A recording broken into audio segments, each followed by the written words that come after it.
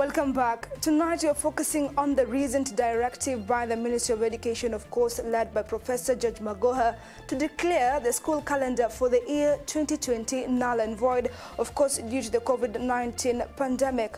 But many have not focused on what the impact of that decision on children, especially on candidates. What are some of the mental health impact that that decision could portend? We are having Dr. Esther Gashara from the School of Humanities and Social Sciences in the Department of Psychology to integrate that matter here. Welcome, Dr. Gashara. Thank you, Erin. All right, first things first.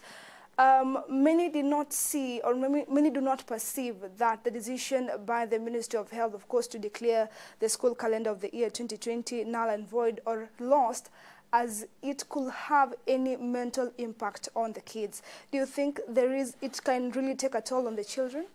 Yes, Irene, it can really take a toll on the children, bearing in mind that most of the kids had anticipated that they would sit for their exams in December and latest in April. And they were really focused on their studies. They were having the online studies from the KICD and even from the schools. But then the Professor Magoha postponed, declared that the exams will be done next year. So right now, they're anxious. They don't know what to do. They don't know whether to continue the studies for the remaining months of the year. They don't know actually whether to sit and relax. Actually, most of them are demotivated. Yeah. They don't know what to do. They are anxious. There is a lot of uncertainties. No one is even sure whether this pandemic will be over by December. So we are not even very sure that we are going to go back to school in January. Yeah. So these uncertainties are likely to take a toll on the kids, on their mental health. They are likely to be anxious, they're likely to be fearful, they are likely to develop even stress and depression. Perhaps we have a special group, let me call them that, before we even look into the other classes. We have the Form 4, who expected that, by 2020 they'll have been done with school. We have the Class 8 candidates who expected that by next year they'll be joining Form 1. And of course, for the Form 4, they expected that they will be going to the universities. But now, this decision has made this year to be totally wasted. So what are some of the things that we can do to support that special group so that they do not become agitated by this particular decision? Thank you, Irene. I wouldn't consider the year wasted. And I would like to look at it positively. I would wish that the students and even the parents and the teachers would look at it as a bonus. A bonus between the year when they were supposed to sit for the exams and when they'll be able to sit for the exam. They can take advantage of that time to master the content. They can take that time to work on the weak areas. They can take that time to focus on the areas that they had not focused before. Actually, practice makes perfect. So they can do more exercises, they can do more revision of the past papers, and actually when they do all that, it is going to impact on their performance. So for me, I would wish they take it positively and work on the areas that they ought to have worked when they ought to have worked on. Yeah. All right. We have now the children. By the children, I mean for the pupils who are in the PPEs, the ones who are in grade 1 or class 1 or class 2, they were used to a certain routine. Like each year, for 3 months, we go to school. For 1 month, we take a break. There used to be a certain routine. And there's a thing with children at times when the routine is sort of cut due to COVID-19 pandemic. When they get back to school, it will be very hard to sort of get used to the routine that they were used to. So how do we deal with these children who are in lower primary and who are in PPAs, so to speak? We can still retain the structure. We can still maintain the routine. The parents at home can come up with a program, the whole routine for the whole day, starting from the time they wake up to the day they go to sleep. And they slot in all the other activities of the day, taking breakfast, doing house chores, doing assignments, so that they can maintain that routine, so that it won't be much a problem when they go back to school. Right. Okay, during this particular time of COVID-19 pandemic, we have had alarming cases of teenage pregnancies, especially due to a report that was released just the other day that showed that the numbers are quite high when it comes to teenage pregnancy, an issue that has caught the attention of the president, who now says that the National Crime and Research Center should probe on the matter. So does it mean that our children are not being supported enough, or where is this break that creates a gap for such cases to be reported every now and then? I think with the closure of the school, a lot of time has been created. They're not going to school. And maybe they're not involved in very many activities at home. Like I said, maybe the parents are not involving them more in housework and in other activities. The parents are busy looking for livelihood. So maybe they're not even supervised. They're not monitored on who they are talking to, who they're interacting with.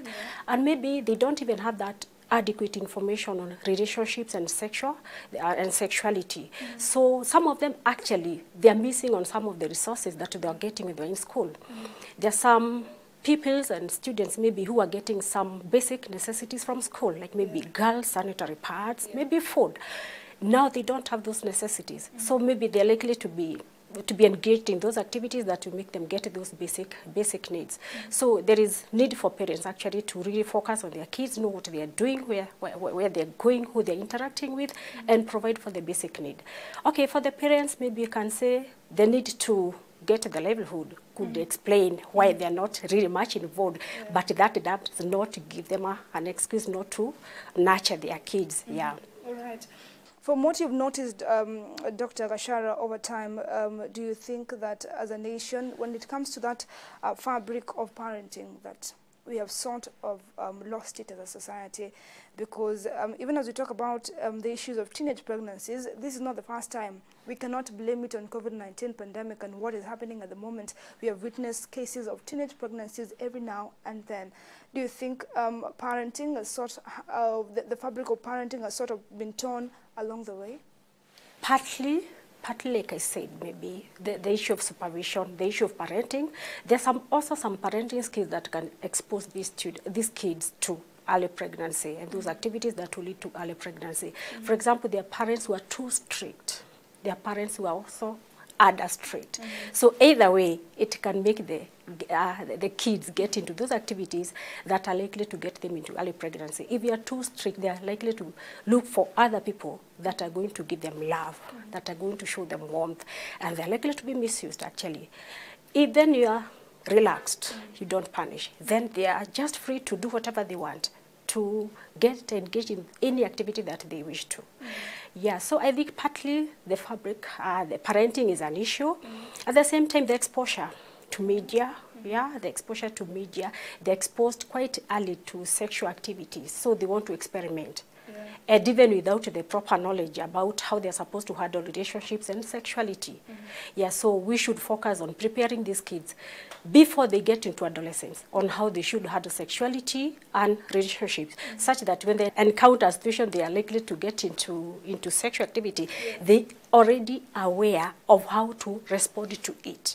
Yeah. All right. Still on that, when focus on the parenting, of course, which has a mental health impact on the children, we have had cases of gender-based violence that have skyrocketed during this time of COVID-19 pandemic. Of course, with the closure of bars, we have had cases of parents indulging in alcohol at home. But some parents sort of do not know the effects of being an alcoholic at home, or the effects of gender-based violence to the children. Perhaps you could elaborate what some of these sort of vices might cause to the kids.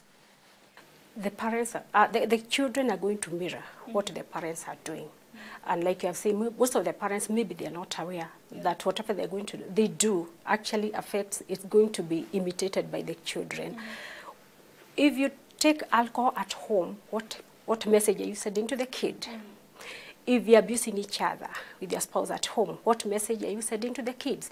You are sending the message that it is okay, it is normal. So they're likely to imitate on that. And actually, how will you question them when they start abusing each other? when they start abusing alcohol, abusing drugs, you don't have any moral authority if that is what you're doing as a parent.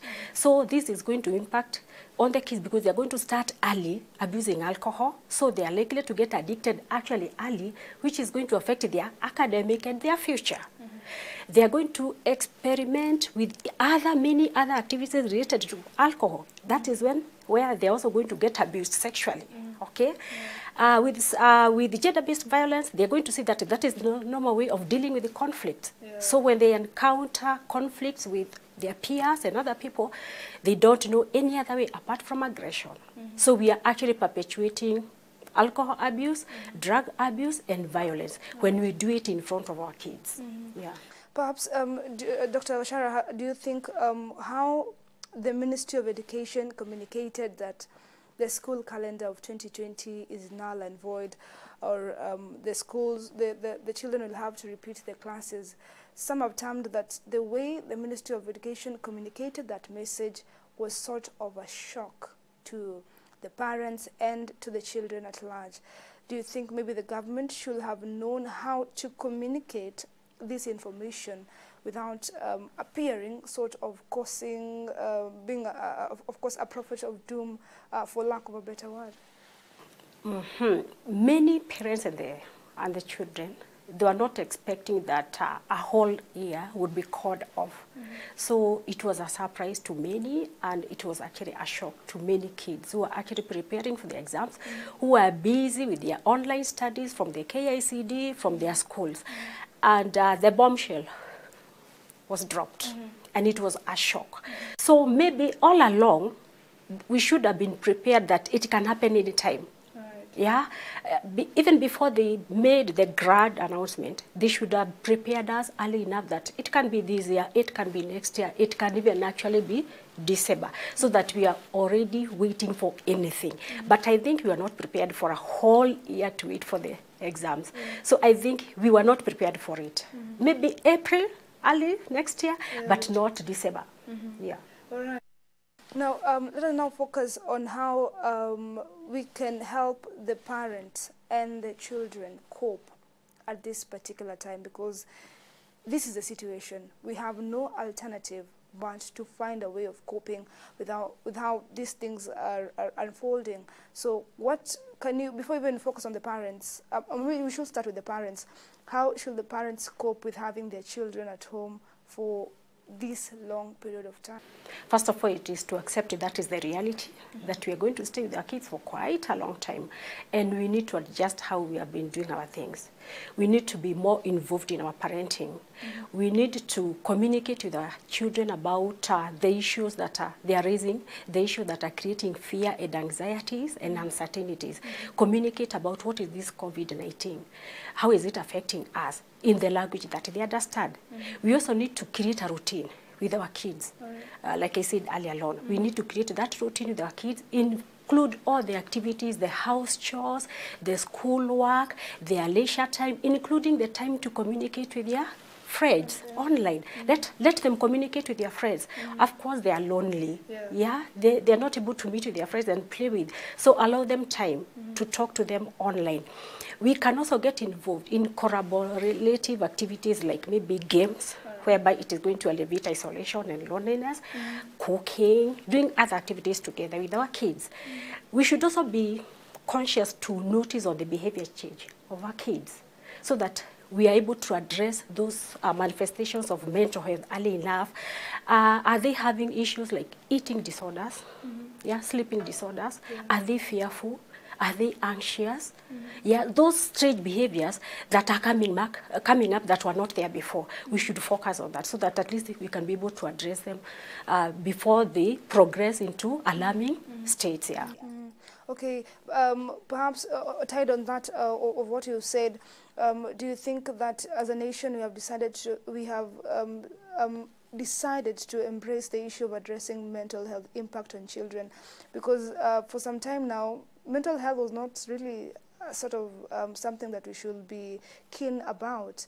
But now, looking at how people are getting depressed and all those sort of cases, we realize that mental health is important.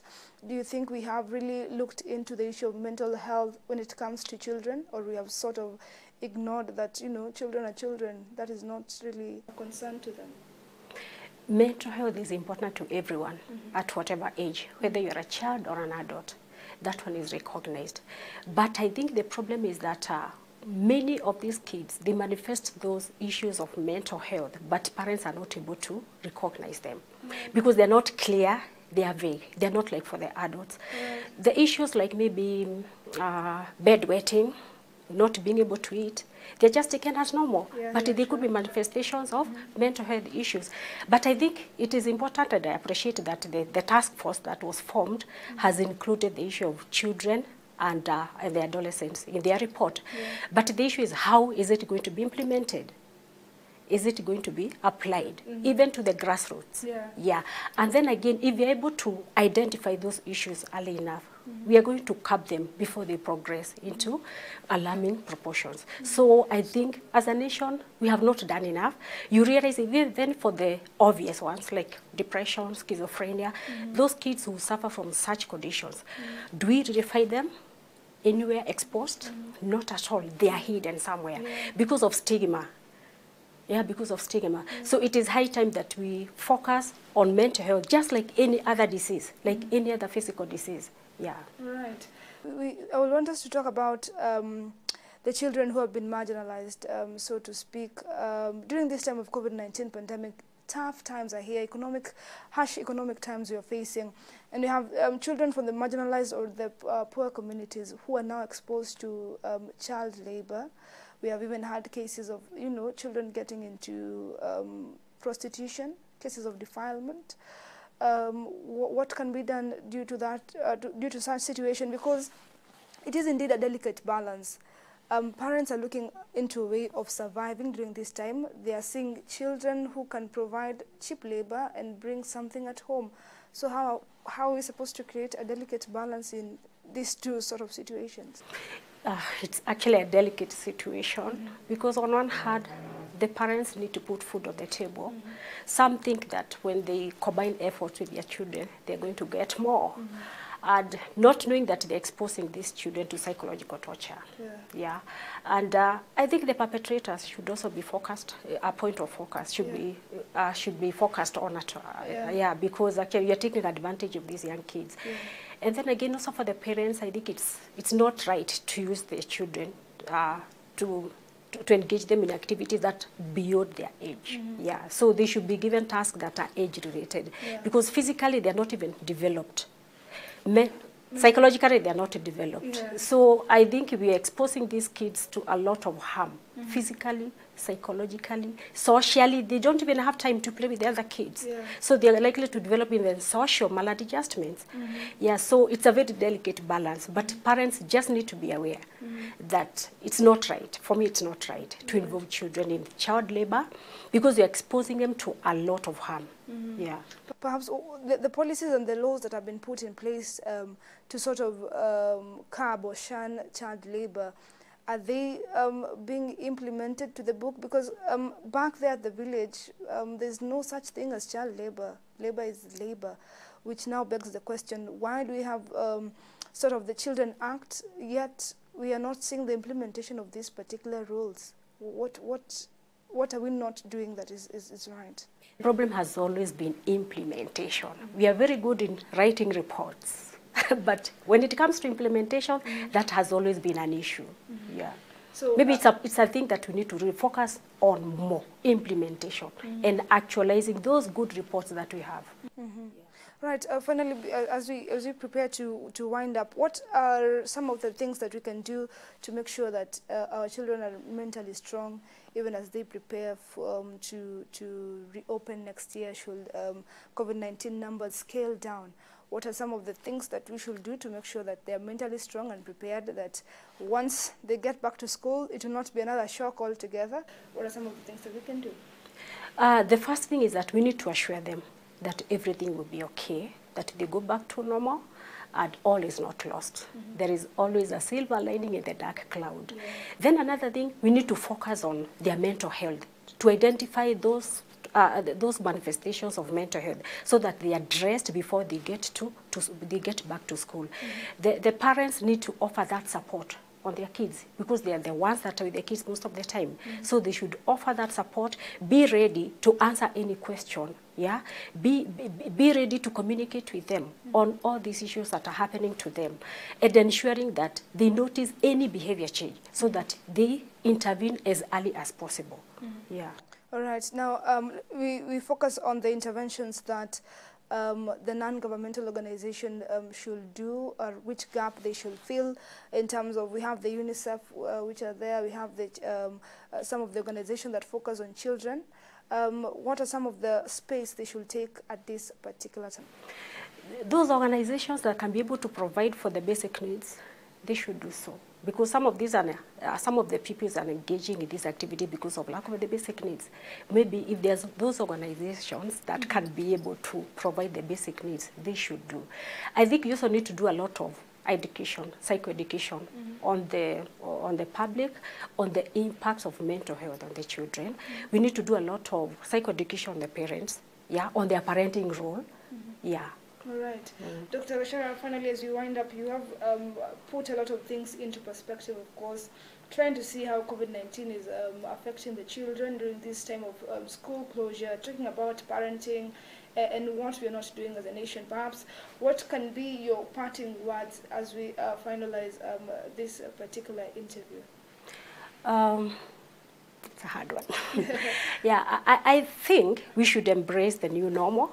And we should be able to, we should know that everything will be okay. And things will go back to normal. But in the meantime, let us try to protect our children. Let us try to protect them from physical abuse, emotional abuse, social abuse, and anything that can jeopardize their mental health. Yeah. All right. Thank you so much, of course, for making time and, of course, giving us sort of insights from your well of knowledge on what we should do at this particular time, what parents should focus on, what children should focus on. Thank you, Erin. All right.